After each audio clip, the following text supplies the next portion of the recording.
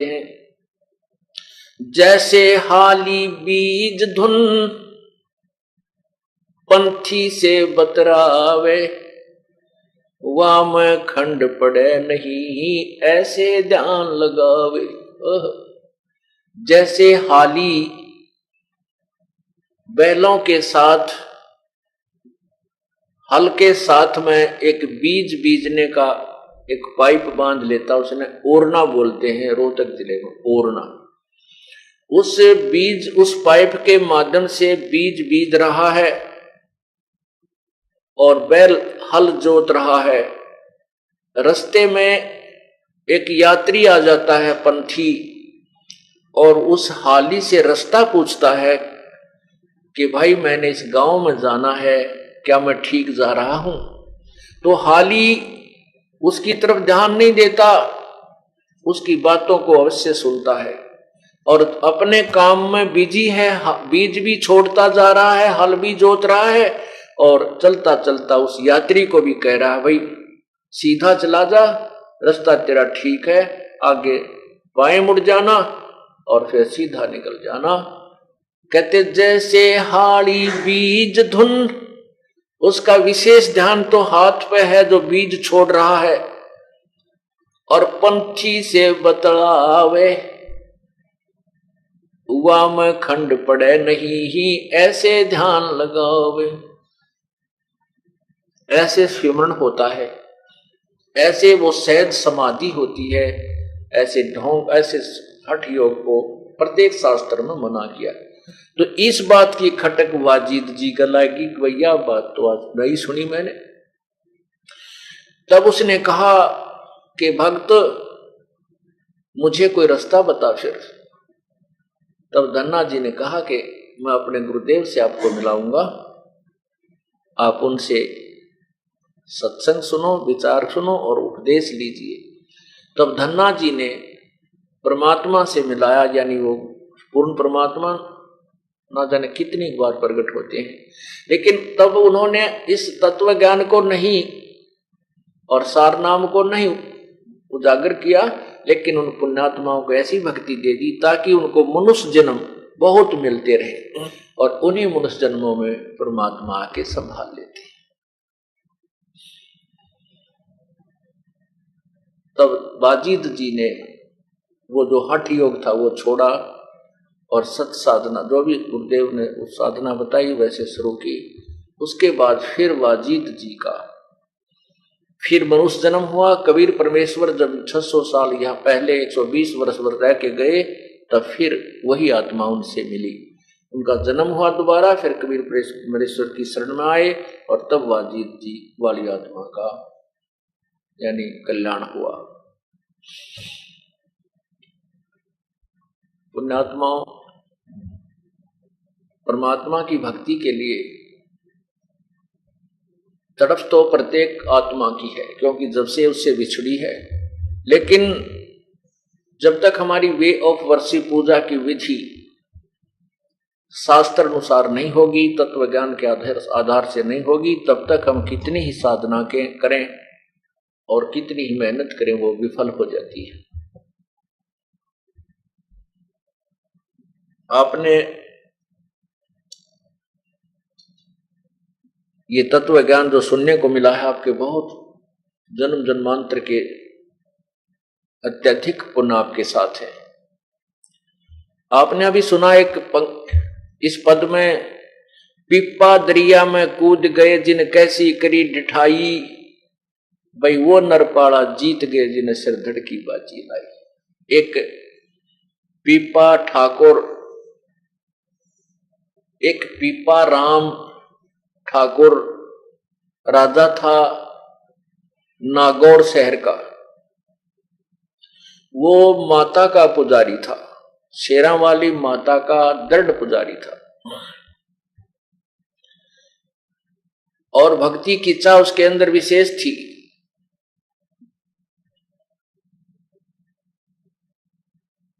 भक्ति की इच्छा उसके अंदर विशेष थी और वो संतों महात्माओं के समागम अपने घर पर करवाया करते थे। उधर से पूर्ण परमात्मा कबीर देव जी काशी में प्रकट थे और स्वामी रामानंद जी को उन्होंने तत्व ज्ञान से परिचित करवा दिया था। उसके बाद रामानंद जी की मंडली उस तत्व ज्ञान का ही प्रचार किया करती थी, आन उपासना को मना करने लगे। एक दिन रामानंद जी की मंडली और पीपा ठाकुर राजा के नगर में वहां पर किसी के यहां सत्संग कर रहे थे, तो राजा को पता चला, तो राजा ने उनको अपने पास भी बुला लिया। तो उसमें उन्होंने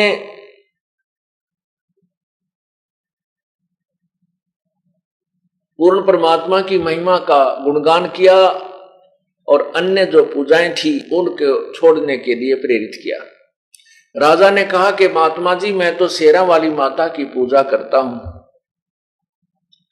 मैं इससे ऊपर किसी शक्ति को नहीं मानता, कोई पावर नहीं है। तब रामानंद जी ने कहा कि अब तो हम जा रहे हैं और फिर आएंगे।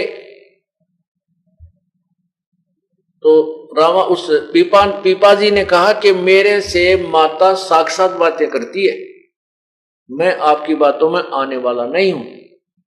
तब रामानंद जी ने कहा कि आप माता की जब भी कोई पूजा करते हो, जब आपसे वो साक्षात्कार हो उनका, तो आप उससे पूछना कि आपसे ऊपर कोई शक्ति है कि नहीं। अब रामानंद जी वहां से चले गए अपनी मंडली को लेकर के। अब राजा ने अपनी विधिवत पूजा की, उसको तो कसक लगी और फिर वो माता का साक्षात्कार हुआ। तब माता से प्रश्न किया कि हे माता, हे दुर्गा, क्या आपसे भी ऊपर कोई शक्ति है? तब दुर्गा ने कहा, हाँ भाई, मेरे से ऊपर भी शक्ति है, क्योंकि ये देवता है, ये झूठ नहीं बोलते हैं, तो हम इनकी महिमा उलट सुलट गाते रहते हैं। तो उसने कहा, भाई मेरे से ऊपर बहुत बड़ी शक्ति है, लेकिन वो तुम्हें मिल नहीं सकती, वो दर्शन नहीं देती, उसकी साधना व्यर्थ है। इस बात की खटक और लाएगी पीपा का, भाई जब इन तो ऊपर शक्ति है और वो कहते हैं वो दर्शन देती है, तो अभी संत आए थे। तब उसने कहा, माता, अभी वो संत जो आए थे वो कह रहे थे कि वो शक्ति की प्राप्ति हो सकती है उस परमात्मा की। नो बोली, भाई अगर तूने उससे उस परमात्मा से मिलना, हर कोई मिलाने वाला मिल जाता तो कोशिश कर लेना। यूं कहकर अंतर्ध्यान हो गई। अब दोबारा जब वो रामानंद जी गए मंडली लेकर के, तो तत्व ज्ञान सुना और कहा, मैंने माता से पूछ लिया है कि वास्तव में और शक्ति है, तो मैं आपके साथ चलूंगा, मैं इस राज्य को त्यागता हूं। अब उसने रामानंद जी ने सोचा, ये राजा ही तो किरा कौन से मूड में है, और फिर यू वहां जाकर शर्मा दर्द करेगा, कहेगा मेरा राज छुटवा दिया, फलाना करवा दिया। तैनू बोला, जी अभी तो हम कहीं और जा रहे हैं और आश्रम की तरफ नहीं जा रहे हैं, आप फिर वहां आश्रम में आ जाना। अब राजा उसने कहा, भी ठीक है। उधर से उसकी 3 रानियां थी। हाँ, उसकी 3 रानियां थी राजा पीपा की। तो वो तीनों रानियों ने भी कहा कि हम भी आपके साथ चलेंगी, हम भी आपके साथ चलेंगी। अब पीपा जी को समस्या होगी, उसने रामानंद जी से कहा कि हे गुरुदेव, या तो समस्या ज्यों की तो रहेगी, ये रानियां मेरे साथ फिर चलेंगी, वो बखेड़ा वहां फिर रहेगा, इनकी रोज लड़ाई रहेगी, मैं इनके सुलटाने में लग गया रहूंगा।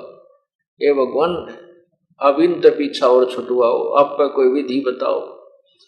तब परमात्मा रामानंद जी ने कहा कि एक तरकीब है, तीनों को बुलाओ। अब तीनों रानी, परमात्मा बोले भी, रामानंद जी बोले भी ठीक है, तुम भी बोलो तैयार, राजा के साथ चल पड़ना।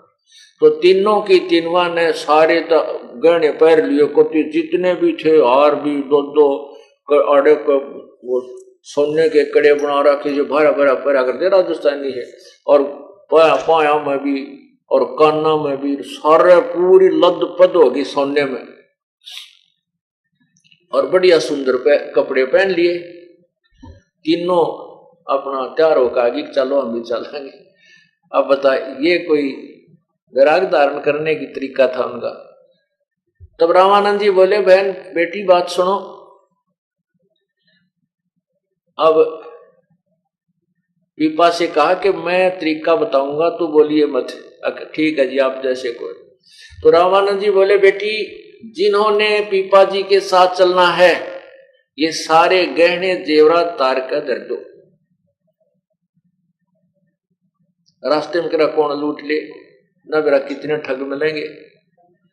अब वो तीनों चली गई। उनमें से एक का नाम सीता था। उस सीता ने तो सारे गहने तार तोड़ कर धर दिए और सिंपल ड्रेस पहन ली, साधारण से साड़ी।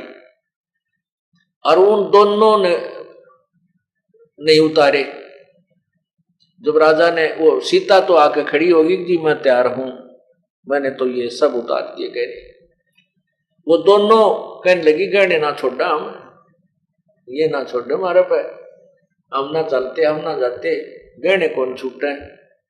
तो परमात्मा और रामानंद जी बोले, ले भाई आधी बीमारी तक घटी, एक रहेगी, अब इसने भी देखते हैं। तो उसने कहा, बेटी वह जो सीता रह गई थी कि बेटी ऐसे नहीं चला जाएगा, वहां तो जरा ने कितनी बुढ़ी अच्छी सुननी पड़ेगी दुनिया की, कि कौन क्या क्या कहेगा, तुम्हारी जवान अवस्था है बेटी, वहां ऐसे नहीं जाया जाएगा। ने बोले जी कुछ भी कुछ कहो, कोई भी, मैं अपने पति के साथ जाऊंगी और भक्ति करूंगी, इसके बीच में जो ना मैं नहीं रह सकती। तो उसने कहा, बेटी अगर आपने चलना है तो ये साड़ी उतार दे, नग्न होके चलना पड़ेगा तुझे हमारे साथ। सीता बोली, अभी ले। वो जब लागी साड़ी उतार, तब रामानंद बोले, बस बेटी बस बस डट जा। तब कहा, पीपा ये तेरा बिल्कुल सच्चा साथी है, ये आत्मा परमात्मा को चाहने वाली है, ये तुझे बाधा नहीं करेगी भक्ति में कहीं पर भी, आप इसको साथ ले सकते। अब रामानंद जी तो दूसरी साइड में चले गए और कहने लगा, अब तू आ जाइए, अब फिर देख कमजोरी। अब राजा ने क्या किया, घोड़े और उन 15 धन धर लिया, कूड़ा ले जाऊंगा, फिर वो धन धर के घोड़िया पे अब भंडारा करूंगा गुरुजिया के पास जाके, और घने घोड़े ले रहा। तो 5-7 दिन के बाद वो रामानंद जी के आश्रम में पहुंच गया, सारे साजबाज ने लेकर, सैनिक भी साथ में। तब रामानंद जी के पास राजा पहुंचा, साथ में वो उसकी पत्नी थी। तो रामानंद जी ने कहा, अरण्य खूब, वो तो राजा वाली वेशभूषा में था जब तक। तब रामानंद जी ने कहा कि, स्वामी जी ने कहा कि राजा यहां तो आपने दास बन के रहना होगा, राजा बनकर नहीं। और जितने भी तेरे ये घोड़े घाड़े हैं, इनने भाई तो छोड़ा वापस, इनके यहां कहां रखेंगे। तो उसी समय कहते हैं उसने सारे घोड़ों को वहीं बेचकर जितना धन था और सारे का भंडारा करवा दिया गुरुदेव के आदेश से, और सीता और वो दोनों रहने लगे। एक दिन क्या हुआ, ये भोले बहुत होते हैं, संत विश्वासी होते हैं। तो पीपा और सीता वो जमुना के किनारे बनारस में, काशी में घूम रहे थे। अब उन्होंने इतना तो सुना था कि भगवान श्री कृष्ण की द्वारका दरिया में यानी समुद्र जल ने डबो रखी है। अब उनको पूरी कथा का ज्ञान नहीं था। ऐसे दोनों जने, वो पीपा और उसकी पत्नी सीता, ऐसे नहर की पटड़ी दरिया के साथ साथ टहल रहे थे। और स्वामी रामानंद जी कहीं बाहर चले गए थे अपने सत्संग उद्देश्य थे। तो वो बैठे बैठे बातें करने लगे। भोले होते हैं संत। सीता, पीपा ने कहा, सीता सुना है भगवान की द्वारका जल में डूब गई थी, पता नहीं कहां सी होगी, इच्छा करता है कि भगवान से मिलने एक बार आए हुए द्वारका में चलते हैं, भगवान वहां मिलेगा। उनकी बात एक लफंडर सा पाली सुने था। वो बोला मैं बताऊं द्वारका किस है, कहा इसमें ये यो दिखा ना, वो गंगा के बीच में दरिया में निशान बता दे कुआसी है। अच्छा, अब उनका देखते देखते दोनों आने डांक मार दी, अब चल भगवान से मिलाते हैं। अब कहते हैं पूर्ण परमात्मा ने उसके लिए क्या लीला की कि वहां पर एक द्वारका रच दी उस जल में, दरिया उस जमुना के जल में, गंगा के जल में। और ऐसे ही वहां कृष्ण रूप धार के पूर्ण परमात्मा उस पीपा और सीता के साथ रहा, उनको खूब अच्छे भोजन करवाए हैं। और भाई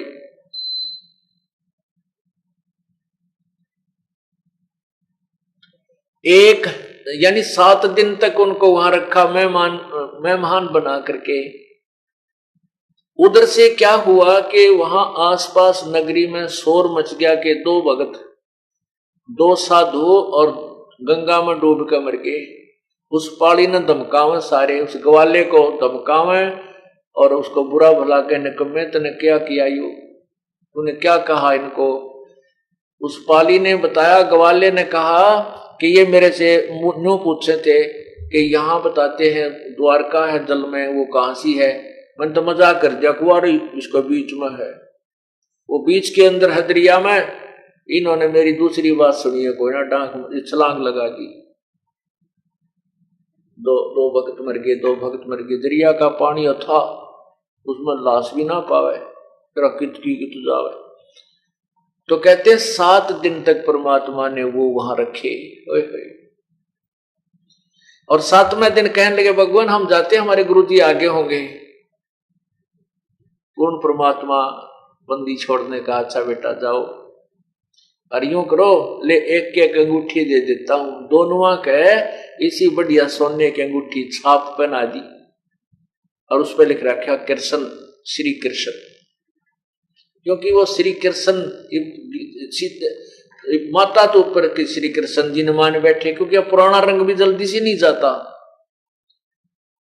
तो उस पर लिखा श्री कृष्ण। वो दोनों बार आए 7वें दिन, तो वहां आसपास के लोग देख रहे आदमी ये दोनों जिंदे आ गए, तो सारे भाग के इकट्ठे हो गए। खेतों वाले कहने लगे आप मर गए थे। तो बोला हम क्यों मरे, वो जो भगवान नहीं बचते, हम तो भगवान से मिलकर आए हैं, श्री कृष्ण जी की द्वारका में गए थे और वहां 7 दिन भगवान के साथ वहां ग्वाल बालों में खेल कर आए हैं।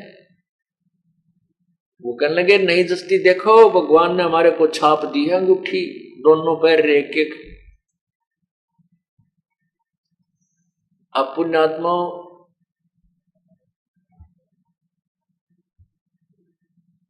परमात्मा जो है ये समर्थ शक्ति है, वो पूर्ण ब्रह्म है। इस भक्ति को जीवित रखने के लिए वो ना जाने क्या क्या लीलाएं करता है। एक बार क्या हुआ कि पीपा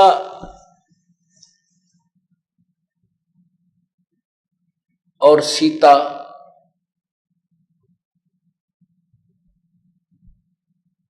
ऐसे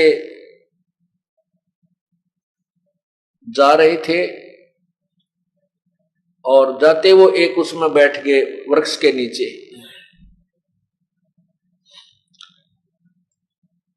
एक सेठ वहां पर आया और उसने कहा कि बाबा जी तेरे को भूख लगी होगी। कहाँ भाई, भूख तो लगी जाती है। तो उनको भोजन कराया, अच्छी तरह आहार करवाया। फिर कहने लगा कि इस औरत का तू क्या करेगा बाबा जी, ये दुखी हो रही तेरे साथ, इसको मेरे साथ भेज दे, मुझे दे दे। मैं बोला ले जा भाई, तेरा भलाओ, मैं भी दुखी हो रहा हूं, इस तरह ले जा। और सीता उसके गेल उठ कर चल पड़ी। अब जा भगवान, तो सेठ के पास जा, इसको आवश्यकता होगी रोटी टूका बनाने की, खाना खुना बनाने की, चली गई। अब उसने सेठ ने तो ऊपर चौबारे में छोड़ दी, तू यहाँ नहा धो ले और कपड़े कुपड़े बदल ले, अच्छे बढ़िया कपड़े ला दिए। अब सेठ जी आध घंटे के पाछे गया, ऊपर कुआड़ खोले तो वहां शेरनी का रूप धारण करके वह शेरनी दिखाई दी।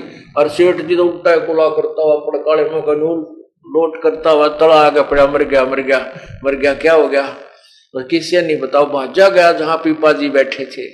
कहने लगे महाराज जी उसने ले आओ ना भाई, राख तो है अभी तो कुछ दिन राखते ले, आज भी ना पूरा भी दिन ना होया रहता है। ने बोला नहीं कति मर जाएगा मैं तो मार दिया, बोला वो शेरनी बन की बात है।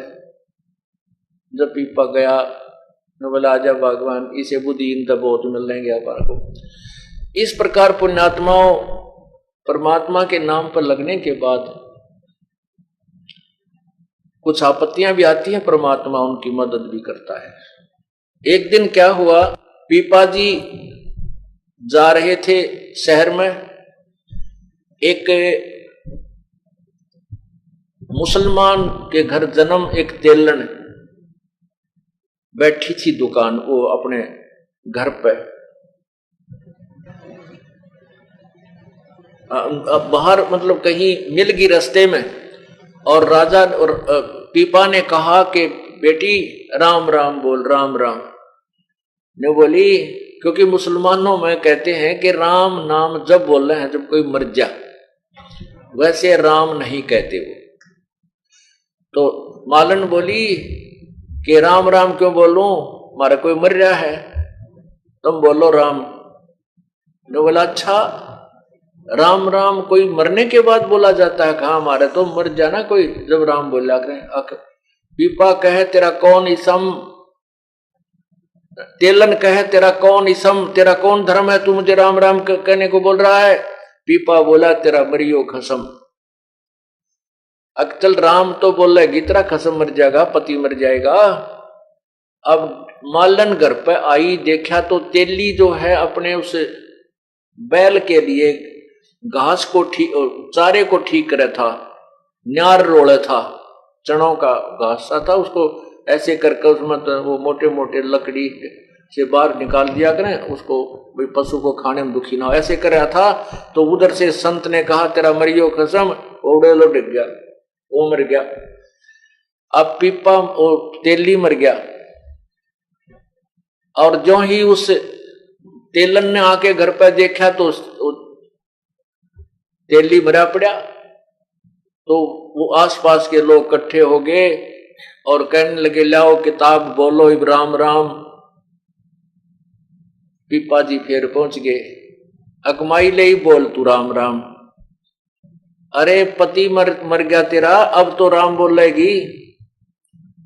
तब पाया पड़ गए सारे, और जितने भी परिवार के सदस्य थे सारी कहानी बताई उसने जी, ऐसे ऐसे मेरे से मुख से ये निकल गया कि तुम बोलो राम थारे मर जा, जब तुम बोलो हमारे कोई मर गया, जब हम तो तब बोलते हैं, हमारा कोई मरा थोड़ा ही है। तो ये बोला ले तारा मरे जागा, तेरा पति मर जाओ। फिर तब बोलेगी भगवान का नाम तू। फिर पैर पकड़ लिए सारे उस कुल के लोगों ने, मालन ने, उस तेलन ने भी माफी मांगी। तब परमात्मा ने वो पकड़ कर उस पीपा जी ने पकड़ कर बाजू और तेली खड़ा कर दिया, उठ भाई। तब उनको प्रचार समझाया कि भगवान के नाम में ये भिन्नता मत करो, राम कहो, अल्लाह कहो, साहेब कहो चाहे खुदा, और सर्व आत्मा साहेब की वो ना ही कहो से जुदा। वो सब आत्माओं से एक परमात्मा की है। तुम ऐसी बाढ़ बना कर मत बैठो, हम राम नहीं कहें, हम अल्लाह नहीं कहें, नहीं, ये सब शक्ति बोधक शब्द हैं उसी परमात्मा के। तो पुण्यात्माओं, जब रामानंद जी थक गए और कहा कबीर प्रभु से कि प्रभु आप ही संभालो सारे साथ बात रहे, तब परमात्मा ने उस पीपा जी को भी, कबीर परमेश्वर ने पीपा जी को, रविदास जी को और मीराबाई को और भी बहुत से जो उनके उपदेशी थे जो उनको उपदेश दिया और उनका कल्याण किया। अब पुण्यात्माओं, साधना पूर्व जन्म की जो साधना थी उस पिछले जन्म की कमाई से ही इतनी हिम्मत आती है कि दरिया में कूद जाना, अपनी पत्नी को किसी के साथ भेज देना। उनको विश्वास इतना दृढ़ बन जाता परमात्मा पे कि इसको आंच नहीं आ सकती, ये सत्य के ऊपर है और प्रभु हमारे साथ है। तो इतना दृढ़ विश्वास होना भी कोई बालकों का खेल नहीं है। ये भी पूर्व जन्म जन्मांतर के ना जाने कितने जन्मों की पुण्य कमाई आपके साथ होती है। लेकिन भविष्य में, वर्तमान में यदि कोई साधना ठीक नहीं मिलती है तो सब धरी की धराई रह जाती है और सब नरक के भागी बनते हैं।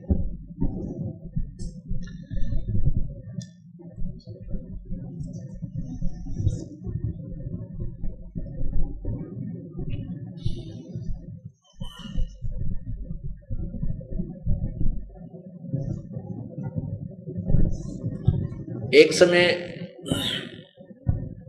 कबीर परमात्मा जी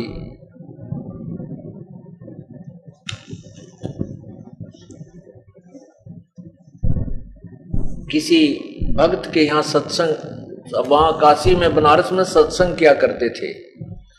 तो वहां एक दामोदर नाम के एक सेठ रहते थे काशी बनारस में। बहुत बड़े सेठ थे, उनके अपने जहाज थे और जहाज के माध्यम से वो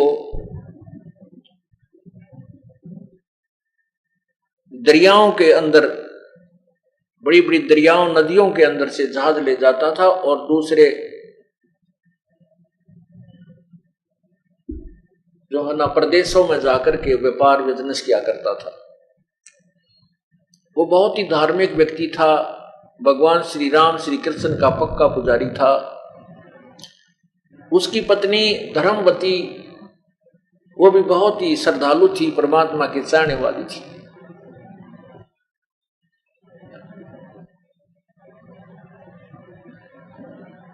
उसको कुछ शारीरिक तकलीफ भी रहती थी और वैसे परमात्मा की चाह उसमें अत्यधिक थी। एक दिन परमात्मा ने कृपा की कि वहां एक उस दामोदर सेठ के घर के आसपास ही सत्संग किया। अब वो धर्मवती भी सत्संग सुनने के लिए आ गई। सत्संग के अंदर परमात्मा ने यही तत्व ज्ञान सुनाया। अब वो धर्मवती जो थी बहुत पुजारिन थी, अन्य आन उपासना भी बहुत करती थी, लेकिन बुद्धिमान बहुत थी। परमात्मा ने पूरा ज्ञान समझाया कि ब्रह्मा विष्णु महेश की पूजा जो की जाती है, इन पूजाओं से मोक्ष नहीं होता। और भी आत्म ज्ञान समझाया और भक्ति के मार्ग में चेतावनी दी। क्या कहा? सत्संग में बताया,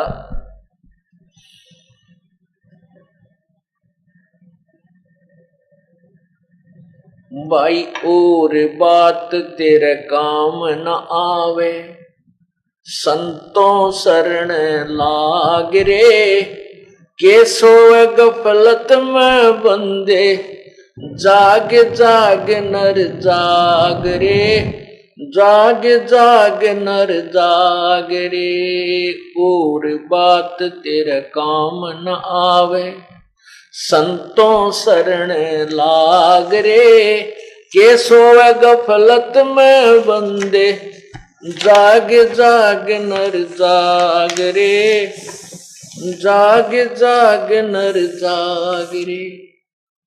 इस तन सराय में जीव मुसाफिर, ये करता रहे दिमाग रे। इस तन सरा में जीव मुसाफिर, करता रहे दिमाग रे। रात बसेरा कर ले डेरा, चले सवेरा त्याग रे, चले सवेरा त्याग रे। और बात तेरे काम न आवे, संतों शरण लाग रे, के सोए गफलत में बंदे, जाग जाग नर जाग रे, जाग जाग नर जाग रे। इस तन सराय में जीव मुसाफिर, करता रहे दिमाग रे। तन सराय में जीव मुसाफिर, करता रहे दिमाग रे। रात बसेरा कर ले डेरा, चलो सवेरा त्याग रे, चले सवेरा त्याग रे। और बात तेरे काम न आवे, संतों शरण लाग रे। के सोवे गफलत में बंदे, जाग जाग नर जाग रे, जाग जाग नर जाग रे। उमदा चोला बना अनमोला, ये लगे दाग पे दाग रे। उमदा चोला बना अनमोला, लगे दाग पे दाग रे। 2 दिन की गुजरान जगत में, क्यों जले बिरानी आग रे, जले बिरानी आग रे। और बात तेरे काम न आवे, संतों शरण लाग रे। के सोवे गफलत में बंदे, जाग जाग नर जाग रे, जाग जाग नर जाग रे। भाई को बदका चढ़ी चढ़री चित पे, तू होया मनुष्य से नाग रे। को बदका चढ़ी चढ़री चित पे, तू होया मनुष्य से नाग रे। सूझे नहीं सजन सुख सागर, बिना प्रेम बैराग रे, बिना प्रेम बैराग रे। और बात तेरे काम न आवे, संतों शरण लाग रे। के सोवे गफलत में बंदे, जाग जाग नर जाग रे, जाग जाग नर जाग रे। भाई हर सुमर सो हंस कवावे, ये कामी करो दी काग रे। हर सुमर सो हंस कवावे, कामी करो दी काग रे।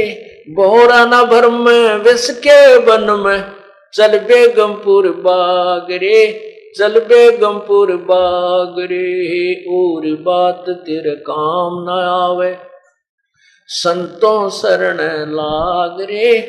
के सोवे गफलत में बंदे, जाग जाग नर जाग रे, जाग जाग नर जाग रे। भाई शब्द सैन सतगुरु की पेछानी, पाया अटल सुहाग रे। शब्द सैन सतगुरु की पेछानी, पाया अटल सुहाग रे। नतानंद महबूब गुमानी, वो परगट पूर्ण बाग रे, परगट पूर्ण बाग रे। और बात तेरे काम न आवे, संतों शरण लाग रे। के सोवे गफलत में बंदे, जाग जाग नर जाग रे, जाग जाग नर जाग रे। सत्संग के अंदर बताया कि गुरु बिन माला फेरते, गुरु बिन देते दान। गुरु बिन दोनों निष्फल हैं, चाहे पूछो वेद पुराण। कबीर साहब समझा रहे हैं सत्संग में, कबीर गुरु के बिना, गर्भ योगेश्वर गुरु बिना, वो लग गया हर की सेव। कह कबीर बैकुंठ ते भाई, फेर दिया सुखदेव। परमात्मा समझा रहे हैं उस दिन सत्संग के अंदर, तत्व ज्ञान के आधार से भिन्न भिन्न कहानी सुनाई कि ब्रह्मा विष्णु महेश की साधना से केवल स्वर्ग प्राप्ति होती है, और स्वर्ग प्राप्ति करके ये प्राणी फिर वापस 84 लाख योनियों में भ्रमता रहता है, पूर्ण मोक्ष नहीं होता।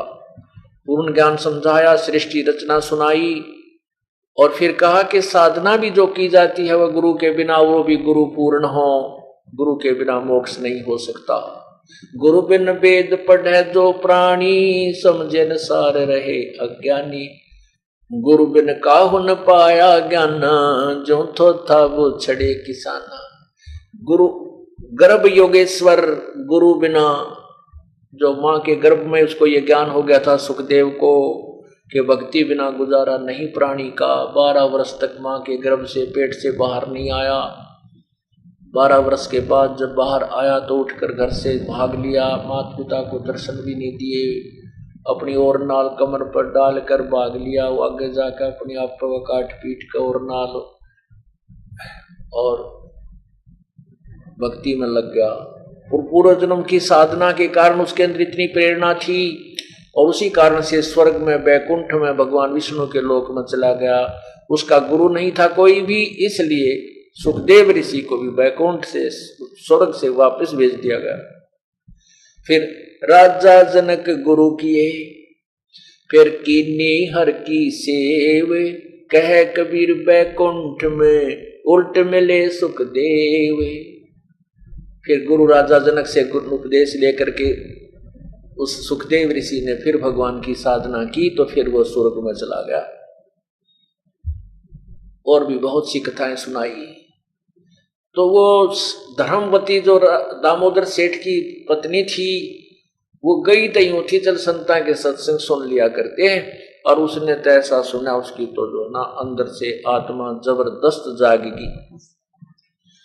और उसने सोचा कि मैं जो पूजाएं कर रही हूं ये तो बिल्कुल व्यर्थ है और साथ में गुरु के बिना साधना तो बिल्कुल गलत होती है।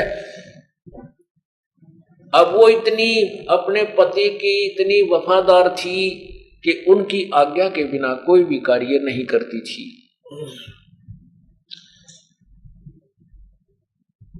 अब उसको धर्मवती को यह तड़फ लागी कि आज क्या करूं। परमात्मा ये भी साथ में कह रहे थे, आज कर काल करे सो आज करे, आज करे सो अब, भाई पल में प्रलय हो जागी, फिर करेंगे कब। क्या बेरा सांस का, इस श्वास का क्या पता कै दिन का ये कब यहां से चला जाए, ये प्राणी और सब साजबाज रखा रह जाए। नहीं भरोसा देही का ये बिनस जावे छनमाही, भाई श्वास उश्वास में नाम जपो और जितन का सुनाई।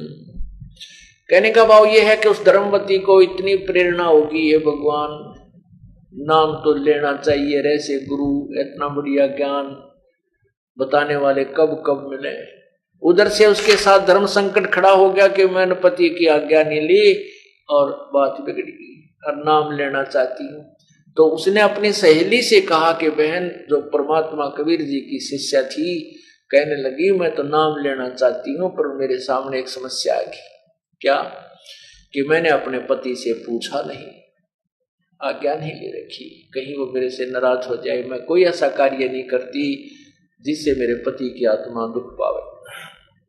तो वो बहन बोली चलो गुरुदेव के पास चलते हैं, जैसा कि समाधान वही बताएंगे। तो दोनों जनी वहां गुरुजी बैठे थे सत्संग के उपरांत। तो कहने लगी बस धर्मवती सेठानी ने कहा कि हे गुरुदेव, हे महाराज जी, आपके ज्ञान को सुनकर मैं गदगद हो गई हूँ और मैंने गुरु नहीं बना रखा, मैं आपको गुरु बनाना चाहती हूँ। परमात्मा बोले बेटी फिर ना उपदेश ले, इसमें देरी क्यों कर रही है कि मेरे सामने एक धर्म संकट खड़ा हो गया। हे प्रभु आप ही उसका समाधान करो, एक समस्या है। परमात्मा ने कहा क्या समस्या है बताओ। कि मैं कोई भी आज तक मैंने कोई काम ऐसा नहीं किया है तो अपने पति की आज्ञा ना ली हो। मेरे पति दूर देश गए हुए और वो ना मेरा महीने माह में, 2 महीने माह में, 6 महीने माह में, और आपके ज्ञान से मैं इतनी तड़फ गई हूं कि मैं एक दिन भी नहीं छोड़ना चाहती। सांस का कोई भरोसा नहीं। हमारे रिश्तेदारी में ऐसे उसको पता था कि ऐसे व्यक्ति, युवा व्यक्ति अचानक मर गए, कई मौत हो चुकी है, वो इस चीज से डरी हुई थी। तो मैं क्या करूं भगवान। परमात्मा ने कहा बेटी ये आत्म कल्याण का मामला है, ये कोई सांसारिक व्यवहार का काम नहीं, मामला नहीं है। जो भी संसारिक कार्य हैं अपने पति की आज्ञा लो और बोल बतला के काम करो, घर में शांति बनी रहेगी। और आत्म कल्याण के मार्ग में कोई किसी से सलाह लेने की आवश्यकता नहीं है। आपका और सेठ जी का जितना भी संयोग है उसके बाद आपका रास्ता अलग है, उसका रास्ता अलग है। यदि भक्ति नहीं करेगी तो 84 लाख योनियों में आपने दंड भोगने होंगे। तो उसको ये बात समझ में आ गई, हे प्रभु मैं नाम अवश्य लेना चाहती हूँ। और आपने ये बात स्पष्ट कर दी कि आत्म कल्याण के मार्ग में किसी की सलाह की जरूरत नहीं है। अपने जीवन का स्वयं जिम्मेवार होता है प्राणी। और अपने पति को भी समझाना, भला मानस बताती है तो वो भी हो सकता है तेरे साथ ही भक्ति परमात्मा का साधना करने लग जाए। तो उसने कहा ठीक है गुरुदेव, मेरी लज्जा रखना, मेरा पति मेरे से नाराज ना हो। उस भक्तमती धर्मवती ने परमात्मा से उपदेश ले लिया और कुछ दिनों के बाद वो सेठ जी वापस आ गए। और उस दिन भी रात्रि का सत्संग था उसी पड़ोस में, धर्मवती के बिल्कुल साथ में ही सत्संग था, थोड़ी सी दूरी पे। अब वो धर्मवती बहुत समझदार थी, उसने सोचा आज मैं अपने पति से प्रार्थना करूंगी। जब वो खाना खाने लगा, सेठ जी ने खाना जब खा लिया, तब धर्मवती ने कहा जी मेरे से एक गलती बन गई, आप मुझे क्षमा कर देना। अब वो दामोदर सेठ कहने लगा कि मेरी पत्नी पर मुझे पूर्ण विश्वास है कि वो ऐसी गलती नहीं कर सकती जिसको मैं क्षमा ना कर सकूं। अब जी मेरे पर बहुत गलती बन गई, आप माफ कर देना। अब कोई बात नहीं, बताओ क्या गलती बन गई? कि मैंने आज तक कोई भी कार्य आपकी आज्ञा के बिना नहीं किया था, परंतु यहां पड़ोस में एक सत्संग हो रहा था और मैं सत्संग सुनने चली गई उस सहेली के साथ, और महाराज जी ने ऐसी बढ़िया बढ़िया बातें बनाई। महाराज मेरा तो नाम लेने को दिल कर गया, मैंने गुरु बना लिया, आपसे पूछ नहीं सकी। तो दामोदर सेठ परमात्मा कहते हैं ऐसे बुद्धि बदलता है प्रभु अपने बच्चों के लिए। तो दामोदर सेठ ने एकदम कहा कि यह क्या गलती, हमने तो नहीं सुना है गुरु बिन मोक्ष नहीं होता। आपने तो बहुत अच्छा, आपके बड़े अच्छे भाग हैं, आपने गुरु बना लिया। यह कौन सी गलती, इसमें क्या पूछने की बात थी, कौन सी इसमें आपने गलत कर दिया। अब 100 शुक्र मनाए उस प्यारी आत्मा ने अपने परमात्मा के, परमात्मा आपने बड़ी दया करी, आपत्ति टाल दी मेरी सारी ये। फिर उसने सोचा कि ये लोग ऐसे ही होते हैं, कोई कुछ कहेगा क्योंकि ये बाहर ज्यादा रहता है, और किसी ने इसके कान में फूंक मार दी कि तेरी पत्नी रात को ऐसे करती है, वहां जाती है, तो कहीं ये हमारे गृहस्थ जीवन में कोई बाधा ना बन जाए। और ये ऐसा भक्त है, एक बार अपनी आंखें देख लेगा उस सत्संग में जाकर के, फिर ये किसी की नहीं सुनता, तो सारा संसार कुछ कहता रहे नहीं सुनेगा। तो उसने मन में सोची कि एक बार सेठ जी को वो सत्संग स्थल दिखा दूं, गुरु जी क्या क्या बात बताते हैं, हम बहन भाई वहां सत्संग में जाते हैं तो किस प्रकार रहते हैं, कैसी हमारी क्रियाएं हैं। तो उसने कहा जी आज ना गुरु जी का यही सत्संग है, थोड़ी सी दूरी पे है, और मेरी सहेली चलेगी। मैंने उसको कहा बहन मैं तो अभी डट के आऊंगी, सेठ जी आगे खाना खुना खिलाऊंगी, और वो चलेगी, मैं अकेली रहेगी, आप मेरे साथ सत्संग में चलोगे।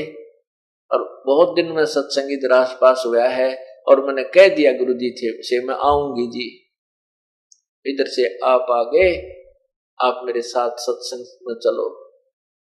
अब सेठ बोला भगतमती मैं तो थका पड़ा हूं, लंबे सफर से आया हूं, मैं चलते पड़ूंगा, फिर वहां जाते मुझे नींद आवेगी और सत्संग में सोना अच्छा नहीं लगता। सेठानी ने सोची चल जीव सीता दाबी, कहने लगी जी आप नो करियो, पीछे सी बैठ जाइयो, नींद आओ तो लौट जियो, कोई ना गुरु जी कुछ ना कहते, पाछे अगर कोई आंख दुखी बीमार होता बाहर पिछले साइड में विश्राम कर लेता है। कहने का भाव ये है, सेठानी ने उस भगत आत्मा को तैयार कर दिया।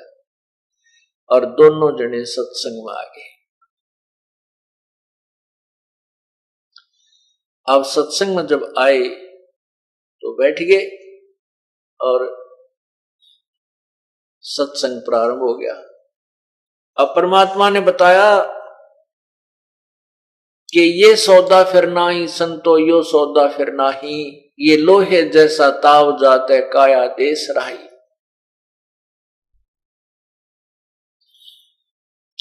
तीन लोक और भवन चतुर्दश सब जग सौदे आही, और दुगने तिगने किए चौगने किन्हों मूल गवाही।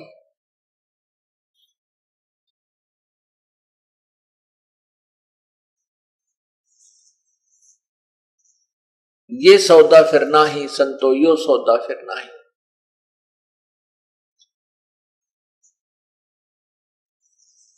फिर क्या बताते हैं कि ये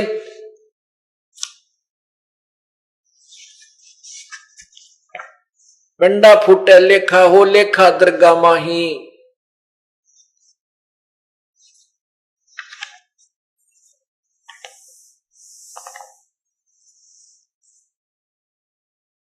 कहते हैं उस दरगाह में मार पड़ेगी त्रियम पकड़ेंगे बाही, वह दिन की मोह डरनी लागे लज्जा रैक नाही। नर नारायण देही पाके तू फेर तुरासी जाही, और जा सतगुरु की मैं बलिहारी जो जामन मरण मिटाही। फिर कहते हैं कुल परिवार तेरा सकल कबीला मसरत एक ठहराई, बांध पिंजड़ी आगे धर लिया मरकट को ले जाई। अग्नि लगा दिया जद लंबा फूक दिया उस ठाई, वेद बांध फिर पंडितावे गुरु जी आए पाछे गरुड़ पढ़ाई। नरसे तीतू पसवा की जय गद्दा बैल बनाई, ये 56 भोग कहा मन बोरे की तो कुरडी सरने जाई।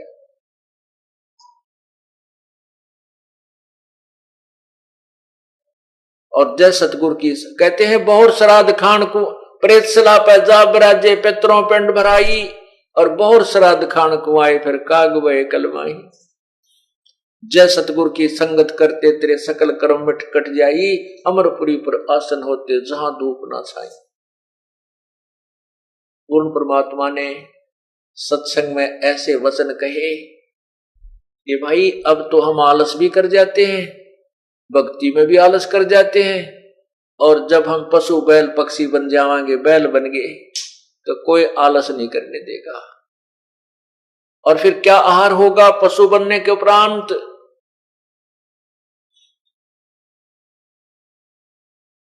ये 56 भोग कहां मन बोड़े, कहां कित कुरडी चरने जाई। आज मनुष्य भूख लगती है, दूध पी ले, फल खा ले, रोटी खावे, समय पर पानी पी ले, चाय पी ले, और एक राम नाम के बिना भाई फिर पशु बन जाएंगे। और पशु बनने के बाद फिर बैल बन जाएंगे, नाक में नाथ गल जाएगी, और किसान के हाथ में डोर आ जाएगी। खेत में काम कर रहा होगा, वहां हरी हरी घास तेरा चारा होगा, तू चर नहीं सकेगा, खा नहीं सकेगा, तेरे मुंह में जुबान नहीं रहेगी, तू बोल के बता नहीं सकता प्यास लगी है या भूख लगी है, कि पेट में दर्द है या कोई सिर में दर्द है।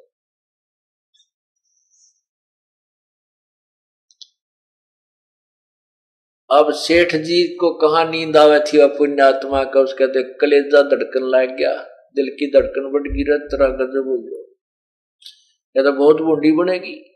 क्योंकि पुण्यात्माओं प्रत्येक व्यक्ति जो पूर्व संस्कारी होते हैं साधना अवश्य करते रहते हैं। और सेठ जी श्री राम श्री कृष्ण और देवी देवताओं का बहुत जबरदस्त पुजारी था।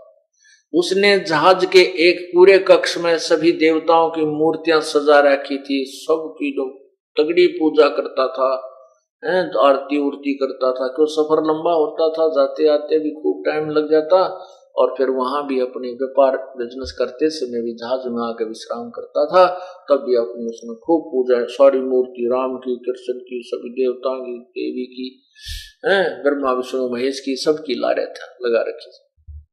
फिर परमात्मा ने यह भी बताया कि भाई गुरु सतगुरु की पूजा जब करे तो आन उपासना नहीं करनी होती। गुरु के वचन पर जो डट जाता उसको मोक्ष होता है। गुरु जी जो साधना बताते हैं सतगुरु वही करनी चाहिए।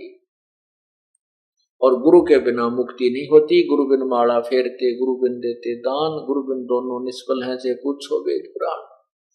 अब सेठ जी कहा तो थका हुआ था, सेठानी उसकी तरफ देख रही थी, उसको मालूम था कि ये इतनी पुण्यात्मा का आदमी है, ये एक बार गुरु जी के वचन सुन लेगा, ये मेरे से भी 21 भक्ति करेगा, क्योंकि वो सत्संग परमात्मा के सुन चुकी थी।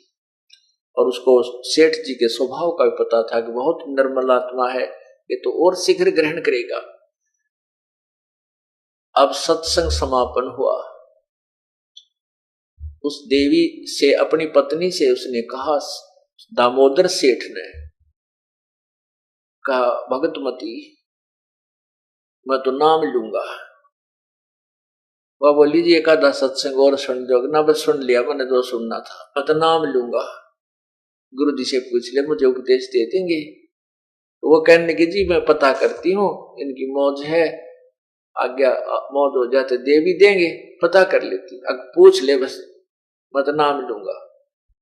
कहते एक के चोट से धारिया जिन मिलन दाचा, एक के बात बतेरी, जिसने भगवान की इच्छा होती है, जो परमात्मा चाहते वो बकवाद नहीं, घड़ी नहीं घटते, अपना कल्याण करवाने की तरफ तुरंत मुड़ जाते हैं। तो सेठानी जाकर, भगतमती जाकर बोली धर्मवती के हे गुरुदेव, आज आपका बच्चा भी आया है, मेरे पति दी आए हैं, हे भगवान आपने बड़ी सुनी। मैंने तो डरती डरती ने कहा था कि मैंने उपदेश ले लिया, आप नाराज तो नहीं हो जाओगे। ये भगवान इतना सुथरा बोला गुरुदेव आपकी कृपा से। ने बोला बहुत अच्छा किया, गुरु तो गाड़ बनाते हैं और गुरु बिन मोक्ष नहीं बताते, आपके तो बड़े अच्छे भाग हैं। और आज मैं उसको इनको इसलिए लाई थी कि आपके वचन सुनते ही बात न मान सकता है, और नहीं तो कम से कम अपनी आंखों में देख लेगा कि लोगों की बातों में ना होगा कि बकवादी लोग पता नहीं क्या क्या कह देते हैं, रात तेरी औरत बाहर जाती है तेरे पीछे हैं, और कहीं इसके मन में कच्चापन ना आ जाए। गुरुदेव लाई तो मैं न्यू थी विशेष कर इसको कि अपनी आंखों देख लेगा वहां की व्यवस्था को, फिर ये संसार की नहीं मानता, चाहे धरती इधर से उधर हो जाए, ये नहीं सुनेगा किसी की, जब आंखें वहां की व्यवस्था देख लेगा। तो लाई तो मैं न्यू थी, परंतु आपकी बात इसके समझ में आ गई। प्रभु उपदेश लेने की कह रहा है, आपकी आज्ञा हो तो बुलाऊं अगला बेटी। और सत्संग इसीलिए किया जा रहा है कि ये प्राणी परमात्मा से जुड़े। तो सेठ जी को वो लड़की बुला ले कि आ जाओ, होगी रजा आप पे। सेठ जी ने जाते दंडवत प्रणाम किया। परमात्मा ने समझा कि दामोदर सेठ जब भक्ति गुरुदेव की भक्ति करते हैं तो एक एक वचन का पालन करना पड़ता है, तभी आपकी जो है ना भक्ति सफल होती है। कहा जी आप जैसे कहोगे गुरुदेव मैं वैसे ही करेगा आपका दास। भाई और जो भी मूर्तियां हैं, जो भी तू साधना करता है वो त्यागनी पड़ेंगी आपने, क्योंकि जिस वैद्य से आप दवाई ले रहे हो या कोई वैसे अपने आप से गोलियां दवाई खा रहे हो, तो वो गोलियां वो दवाई त्यागनी होती है जब दूसरे वैद्य से दवाई ली जाती है। हम जो साधना बताएं ये वही करना, वो पहले वाली ना, दूसरी मत करना, नहीं तो रिएक्शन भी हो जाती है। कहने लगा जी जो आप कहोगे वही करूंगा गुरुदेव, जो आप कहोगे वही करूंगा। कि भाई वो सब जो आपके पास जो मूर्तियां हैं वो हटा देना, केवल परमात्मा की अपने गुरुदेव की मूर्ति ही घर पे रखनी चाहिए। सारा कुछ समझा दिया। और ये और पूजाएं जो करते हो ये नहीं करनी। दामोदर सेठ बोला जी आपकी जैसे आपकी आज्ञा वैसे ही करूंगा। अब उसने वहां कबीर परमात्मा का हाथ से बना हुआ चित्र मिल रहा था बाहर, वो ले लिया गुरुदेव का। पहले कारीगर बड़े जबरदस्त हुआ करते, हाथ से जो की तो मूर्ति बना दिया करते थे और वो बाहर बेच रहे थे। वह मूर्ति ले ली, उपदेश ले लिया और फिर से सफर के लिए तैयारी कर दी, अपने बिजनेस के लिए, व्यापार के लिए जहाज में चल पड़ा। उसके जहाज में और भी बहुत से व्यापारी लोग, बिजनेसमैन जाते थे, बड़े बड़े सेठ जाते थे। वो किराए पर माल लाते थे और सेठ जी भी किराए पर अपने जहाज से किराया भी उनसे लेता था। अपना धंधा ऐसे भी करता था और बिजनेस भी करता था। अब जहाज चल पड़ा तो वो दूसरे सेठ थे जो व्यापारी लोग थे, उन्होंने देखा कि रे दामोदर, वो सारी मूर्तियां थी कहाँ गई। दामोदर सेठ ने क्या किया, जहाज में जाते ही जब जहाज चला तो वो सारी मूर्तियां जितनी भी धर रहा था उठा के और समुद्र में प्रवाह कर दी, जल प्रवाह कर दी, और एक मूर्ति अपने परम पिता की लगा ली, कबीर परमेश्वर की। तो वो दूसरे सेठा ने देखा, लाला जी तो इतना जबरदस्त पुजारी था, इसने पूरे कमरे के चारों तरफ तस्वीरें ला रखी थी, आज एक भी कोई ना, यू एक इस भगत से की मूर्ति लाए बैठे है। तो सेठ दामोदर से उन सेठा ने कहा, लाला जी वो नास्तिक हो गया तू। तो दामोदर बोला, नहीं नास्तिक क्यों हो गया भाई, मैं भक्ति करता हूं। कि वो सारे भगवान की मूर्तियां कहां गई भाई, मैंने गुरु बना लिया, अन्यों क्या करें, गुरु की पूजा में और पूजा नहीं करनी होती। कहने लगे, भाई ईसा कौन गुरु बना लिया तने? कि कबीर साहब, कबीर जी, सदगुरु कबीर जी मेरे गुरुदेव हैं। अच्छा भाई, यो कबीर तुझे पार कर देगा? तने यार हनुमान भी छोड़ दिया, शेरा वाली माता की भी वो तस्वीर कोनी, राम कृष्ण की भी कोनी, विष्णु भगवान शिव जी की भी नहीं, दुर्गा माता की भी कोई, लक्ष्मी माता की भी नहीं। ने बोला, भाई हमने तो जो है ना भक्ति करनी है, गुरुदेव ने आदेश दे दिया, जो उन्होंने साधना दी है वही कर रहे हैं, और देख गुरु जी का फोटो रखा और मैं पूजा करता हूँ। तो उसकी खूब हंसी मजाक करने लगे। न बोले, रत्न तेरे तो फूट गए बाग कति, तने ऐसे भगवान छोड़ दिए, एक इस जुलाहे के ऊपर आश्रित होकर बैठ गया, तेरा बेड़ा गर्क होगा। न बोले, भाई कोई बात ना, मेरा बेड़ा गर्क हुआ चाहे रहो, अब तो सिर धड़की बाजी है, अब तो भक्ति में यह करूंगा, मेरा चाहे बेड़ा पार हो चाहे रह जाओ, पर तुम अपने भगवान पूजो। भाई मैं के नाटू, तुम मना नहीं करता, मेरे सिर में दर्द मत करो, तुम अपना काम करो, मैं अपना करो। तो उन्होंने उस दामोदर का नाम कबीर धर लिया, अको आ गया कबीर। उसका कबीर कहने लगे, कबीर आ गया, कबीर आजा, कबीर आजा।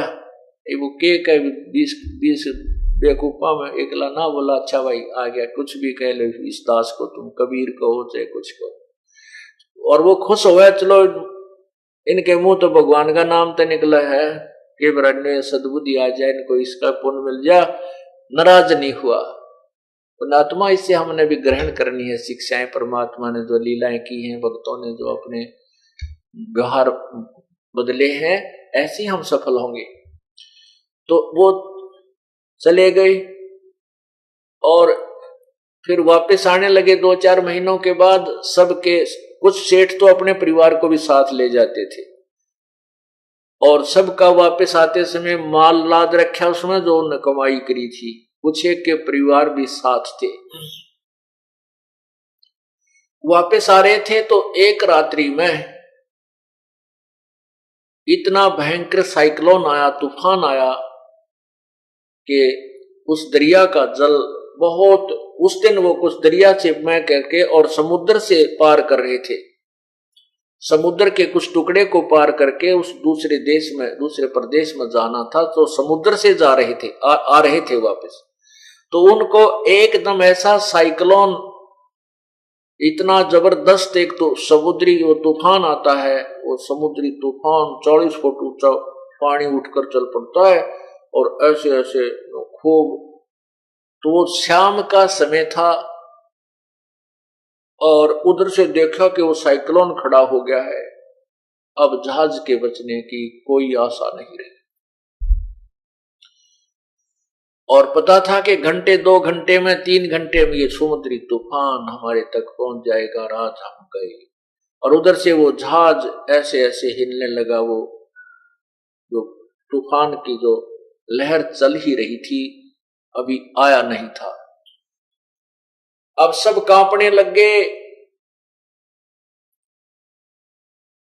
और अपने अपने भगवानों को याद कर रहे हैं, और दामोदर सेठ ऐसे अपना कमर लाए बैठा है। वो कोई क्रिया नहीं कर रहा है।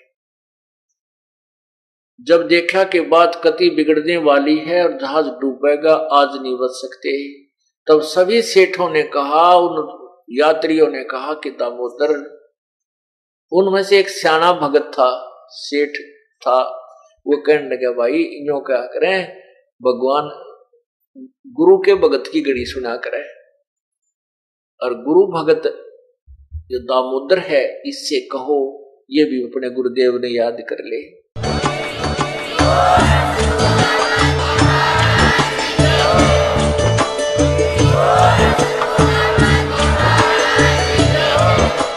अगर आप ये वीडियो YouTube पर देख रहे हैं तो हमारे चैनल को सब्सक्राइब करें और बेल आइकन को दबाना ना भूलें। अगर आप Facebook पर ये वीडियो देख रहे हैं तो हमारे पेज को लाइक करें।